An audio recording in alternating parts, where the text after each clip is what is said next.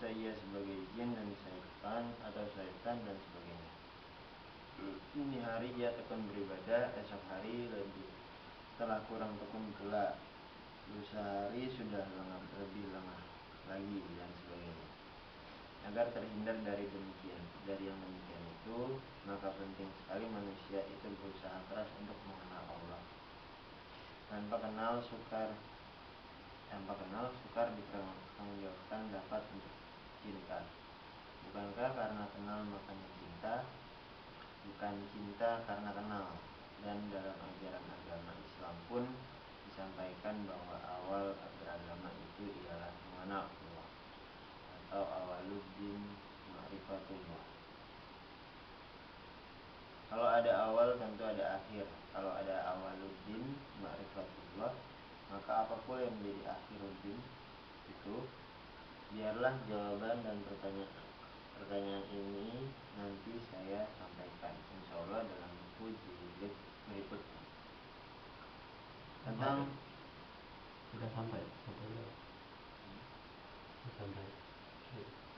tentang mengenal Allah, dalam penyampaian pengenalan ini perlu terlebih dahulu diterangkan secara jelas dan mantap bahwa kata Allah itu adalah nama yang maha besar dari Tuhan kita.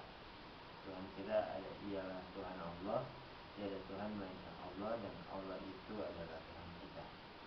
Contoh, saya bernama A.M. Ridwan dan saya mempunyai anak, dan salah seorang dari anak itu bernama Ahmad Yani. Kalau orang bertanya kepada Ahmad Yani, siapa ayahmu? Maka anak ini menjawab, ayahku A.M. Ridwan.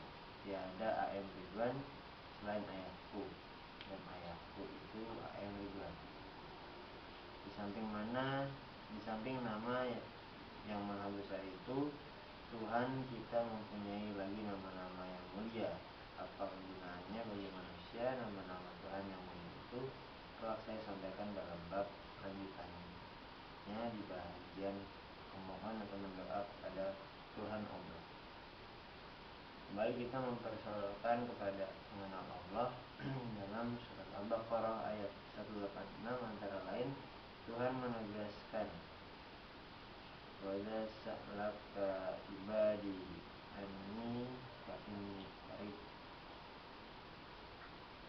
idza sa'alaka ibadi anni fa inni qarib." Maksudnya, apabila hambaku bertanya kepada engkau tentang aku, maka sesungguhnya aku hampir. Dalam surat Al-Waqiah ayat 85 Tuhan menekankan, "Wa nahnu aqrabu ilaihi minkum walakin la tubsirun." Maksudnya, dan kami lebih hampir kepadanya daripada kamu, tapi kamu tidak melihat kami. Dalam surat Al-Qaf ayat 16 Tuhan menjelaskan, "Wa nahnu aqrabu ilaihi min hablil warid." Dan kami lebih dekat atau hampir kepadanya dari dua urat kuduknya. Dan dalam surat Al-An'am ayat 103 Tuhan berfirman, "La tudrikuhul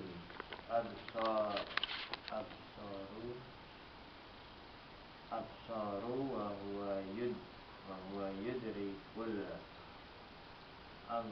absara wa huwa al-majid wa huwa al-latiful khabir." Dia tidak dapat dilihat dengan mata, tetapi Dia yang melihatnya, dan Dia bersifat lemah lembut lagi mengetahui. Dari ayat-ayat suci itu antara lain kita memperoleh pengajaran bahwa Allah itu dekat. Jika telah diketahui bahwa Dia dekat, maka janganlah pergi jauh-jauh mencarinya. Carilah dari dekat. Apa yang paling terdekat dari kita? Tidak ada yang lebih dekat dari kita selain daripada diri kita ini. Maka mengenal diri merupakan jalan mengenal Allah. Mengenal diri adalah kunci rahasia untuk mengenal Allah. Karenanya perlu kita berkenalan kepada diri kita sendiri yang didahului dengan mengenal asal daripada kegiatan dari diri kita. Dari tiap anak cucu ada yang ada. Udah sampai situ dulu. Sekarang pemahaman kamu setelah baca itu Allah ke depan. enggak, sebelumnya tadi katakan mengenal. Allah. Nah, coba apanya, simpulannya apa yang telah kamu baca itu?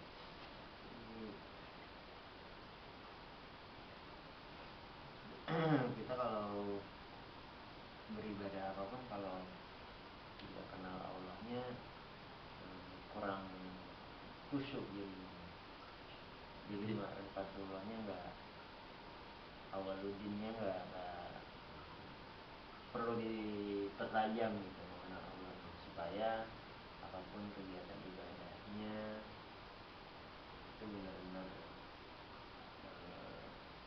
khusyuk, ikhlas, tanpa ada beban, memang benar-benar untuk Allah. Apalagi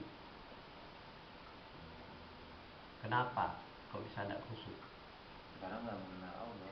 Ya, kenapa itu? Kenapa, kata kenapa itu kan kenapa? Karena kita nggak belajar. Tadi ada disebutkan di situ, manusia itu suatu gini. Oh iya, karena manusia itu banyak grafiknya. Iya, banyak hari ini banyak imannya naik turun. Hari ini dia jadi apa? Hari ini taat. Coba lihat tuh di situ. Ada jelas. Hari ini dia jadi apa? Besok jadi apa? Sudah itu jadi apa?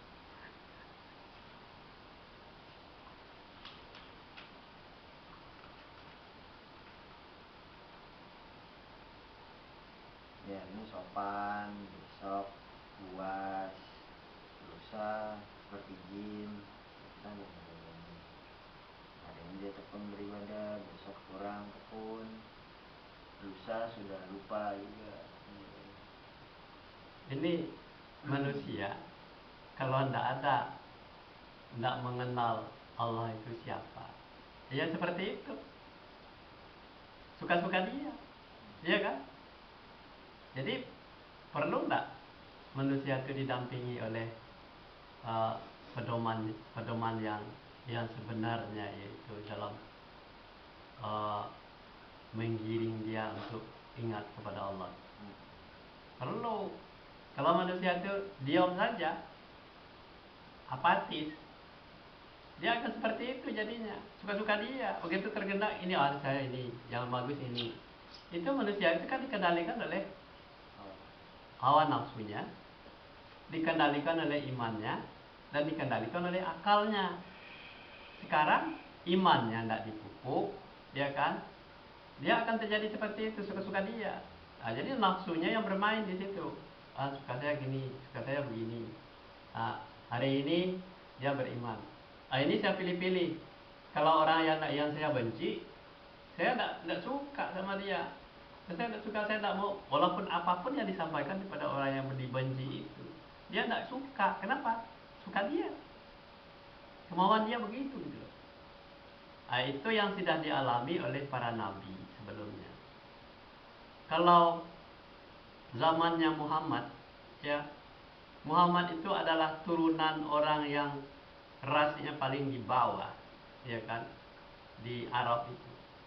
Walaupun tumbuh dia sebagai Rasulullah yang dipercaya oleh Allah, masyarakat jahiliyah itu tidak akan mau menerima apapun dari mulutnya itu.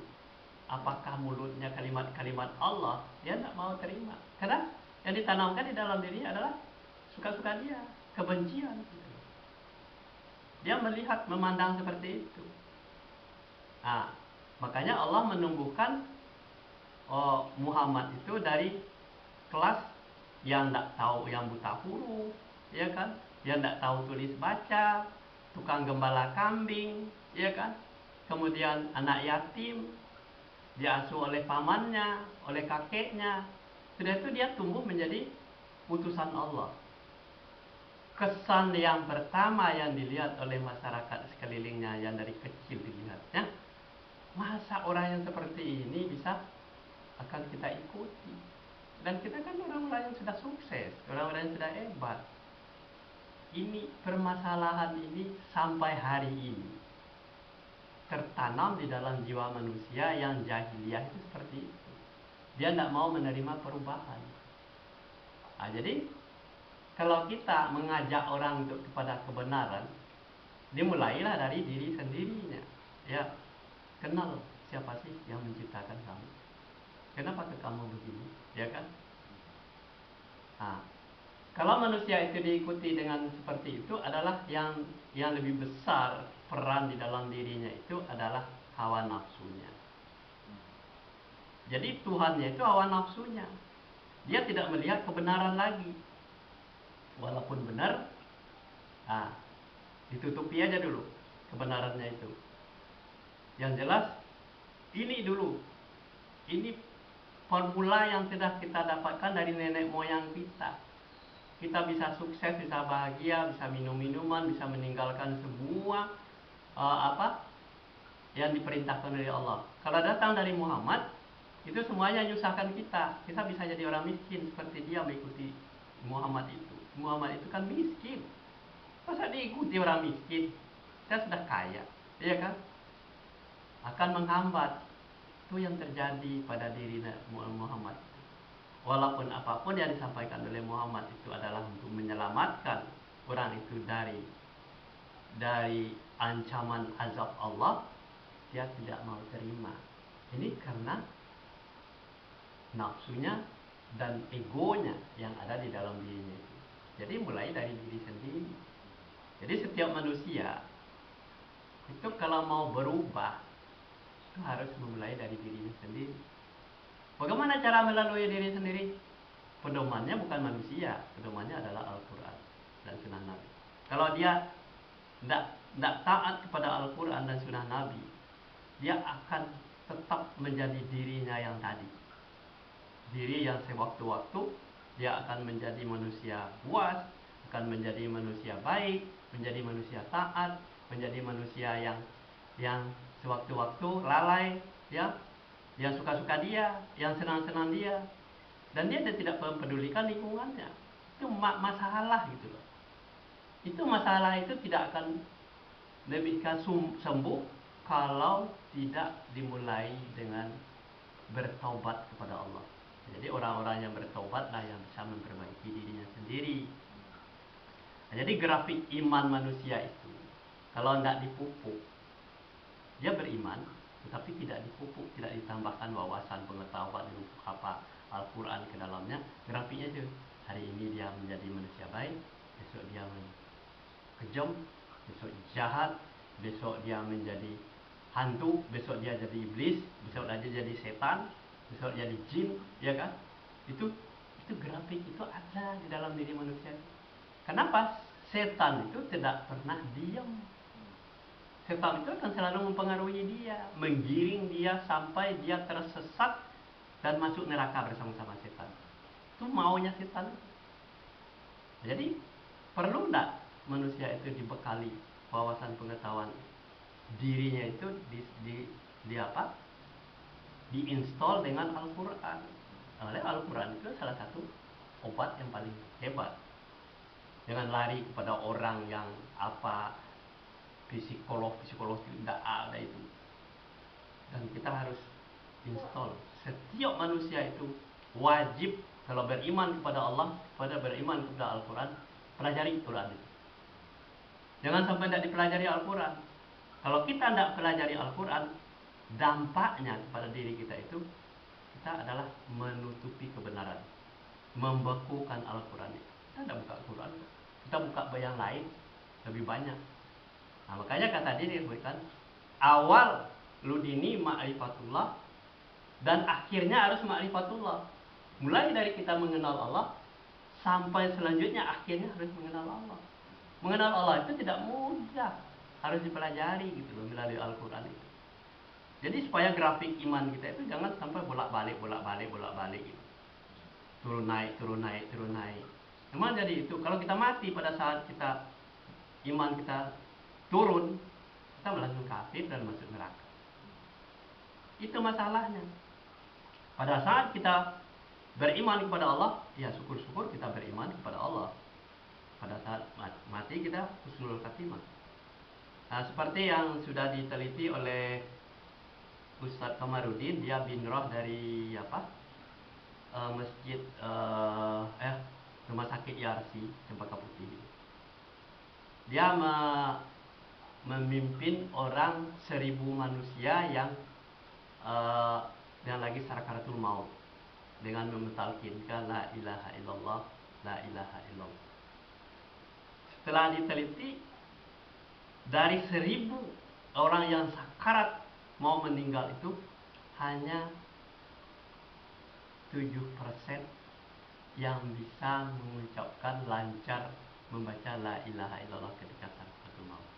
Yang lain, kalau dari 1000 orang 7% yang mengucapkan la ilaha illallah, itu termasuk ustadz, termasuk kiai yang lagi sakaratul maut, hanya 7%. Ditanya, setelah diteliti kan, kok bisa begitu ya, hanya 7% yang mengucapkan la ilaha illallah, kan direkam la ilaha illallah, kalimat terakhirnya la ilaha illallah, 7%-nya dari 1000 orang. Yang lain nggak bisa. Jadi kenapa begitu? Ternyata dari yang 7% itu ditanya kepada keluarganya, oleh Ustaz Kamarudin itu, ini kenapa kok bisa dia lancar? Dari 70 orang itu, dari 1000 orang 70 orang itu diteliti, bisa disimpulkan hanya 5. Yang pertama, dia rajin sholat.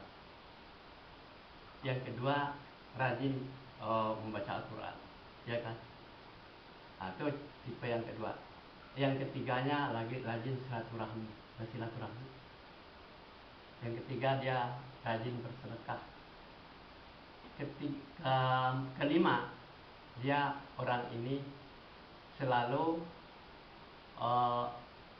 bermusyawarah, selalu mendampingi Al-Quran. Jadi kelima-limanya itu ada di dalam diri manusia yang mengucapkan la ilaha illallah. Silat baca Quran, sholat malam, sholat tahajud, kemudian puasa, kemudian bersedekah. Itu ada di dalam dirinya. Itulah mengapa dia mengucapkan la ilaha illallah. Yang lain, yang 900 sekian lebih, itu tidak ada di dalam dirinya yang berbekas ucapan la ilaha illallah. Kenapa dia ngaur, ya kan? Karena kalimat itu adalah kalimat thayyibah, kalimat yang baik, katanya. Ajarkanlah kepada orang-orang yang mau sakaratul maut itu, talkinkan itu, ajarkan kepada sakaratul maut itu la ilaha illallah Muhammadar Rasulullah. Artinya tidak ada Tuhan yang disembah, hanya Allah. Jadi kita mengenal diri kita siapa? Tuhan kita di Allah. La ilaha illallah Muhammad Rasulullah. Berarti Muhammad Rasulullah itu bukan ucapan-ucapan yang penting, tetapi bagaimana Rasulullah itu menghadapi segala macam rintangan, tantangan, cobaan, hinaan, cacian yang ada di dalam dirinya. Dia tetap sabar dan dia tidak terpengaruh, terpedaya dengan tipu daya dunia ini. Itulah Muhammad. Makanya dia disebut beriman kepada Allah. Jadi kuncinya adalah beriman kepada Allah. Kalau beriman kepada Allah, pelajari ayat-ayatnya, laksanakan dalam program diri kita masing-masing. Kita harus belajar Al-Quran dan kita setiap saat. Jadi ketaatan kita itu bukan hanya dilihatkan dengan ritual sholat saja, tetapi ketaatan kita itu tidak perlu dipamerkan kepada orang lain. Tapi ketaatan kita itu adalah dari diri kita sendiri, sudah mau tidak berubah. Kemudian kalau kita sudah berubah, bagaimana mengajarkan kepada keluarga kita orang itu bisa berubah. Kalau tidak, kita dituntut juga terus. Kenapa dituntut? Tanggung jawab kita siapa? Keluarga kita. Kok kita tak sampaikan bahwa itu baik? Ya kan? Kok kita saja sendiri yang baik? Nanti dituntut, tidak bakal masuk surga. Yang lain nuntut. Ini kan ayah saya, ini kan suami saya, ini kan istri saya. Kok saya ditinggalkan sebegini saja? Kenapa tidak diberitahu dulu? Di dalam hisab yaumil masad, kita tadinya udah diambang pintu surga, zamannya lari nuntut. Yang cucu kita nuntut. Ini masalahnya. Makanya kita belum belajar. terus sampai sekuat tenaga kekuatan kita apa. Puasa, sholat, ibadah kita yang lain itu semuanya untuk diri kita sendiri. Kita mengucapkan salam bukan untuk orang lain, mengucapkan salam untuk diri kita sendiri. Assalamualaikum warahmatullahi wabarakatuh. Bukan untuk orang lain, untuk diri lo. Sholatmu untuk lo, puasa lo untuk lo. Kemudian dalam puasa kan apa yang sholatkan itu apa? Sholat itu kan mencegah pekerjaan yang keji dan mungkar. Kalau yang lain masih keji dan mungkar, kok kita diam aja? Kalau kita diam saja, berarti kita ikut andil terhadap keji dan mungkar itu. Makanya kita di dalam hidup itu harus lebih mengikutilah apa yang diajarkan oleh Rasulullah. Rasulullah itu tidak pernah bermasalah dalam membina keluarga. Tuh. Kalau kita katakan asyhadu an la ilaha illallah wa asyhadu anna muhammadar rasulullah, bukan ucapannya yang penting, tetapi bagaimana melaksanakannya dalam kehidupan sehari-hari. Tuh. Makanya awaludini ma'rifatullah, dan akhirnya mengenal Allah juga. Kalau untuk mengenal Allah, kenal diri kita siapa. Diri kita adalah kan? Karena itu kamu berdoa tuh. Illa ruh fil jasadi nafsi, an nafsi. Doakanlah diri kita. Roh saya, diri ada di dalam diri saya. Nama saya, sebutkan nama kamu. Adalah ini hamba Allah dan taat dan patuh kepada aturan-aturan Allah. Kalau taat dan patuh kepada aturan-aturan Allah harus punya ilmunya Allah. Tidak mungkin orang dapat sesuatu dari Allah itu hanya dengan mengucapkan la ilaha illallah, dihafal, bukan begitu. La ilaha illallah itu tiada Tuhan melainkan Allah. Yang kita wujudkan, yang kita sembahkan di dalam diri kita itu adalah Allah. Kenapa Allah segala-galanya punya? Langit, bumi dan seisinya, dan diantaranya termasuk diri kita adalah Allah. Makanya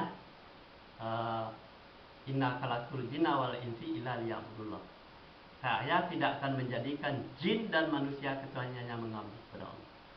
Jadi kamu dalam rangka bekerja itu semuanya untuk mengabdi kepada Allah, supaya anak dan keluarga kita itu tidak memakan makanan yang haram. Iya kan? Beri makanan asupan yang dari jerih payah kita sendiri. Sudah dapat makanan yang halal, kemudian kita saring lagi dengan ilmu pengetahuan. Didik anak-anak sudah benar, ya kan?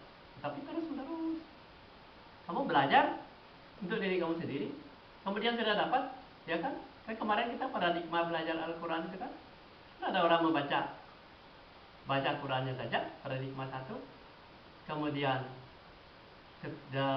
dapat pahala yang masuk surga. Kemudian paradigma 2, baca terjemahannya dan tafsirnya menjadi ilmu pengetahuan, kan gitu. Paradigma ketiga, membaca Al-Qurannya, tafsirnya, kemudian melaksanakan, mensiarkan, dan menjadi gaya hidup.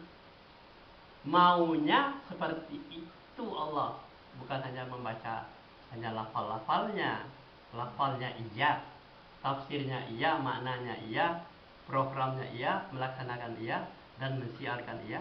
Siarnya kapan? Ya kan? Pertanyaannya siarnya kapan? Kalau kita tidak baca memang bisa siar, tidak kan? Kalau tidak punya ilmu pengetahuan memang bisa menyampaikan. Tidak bisa.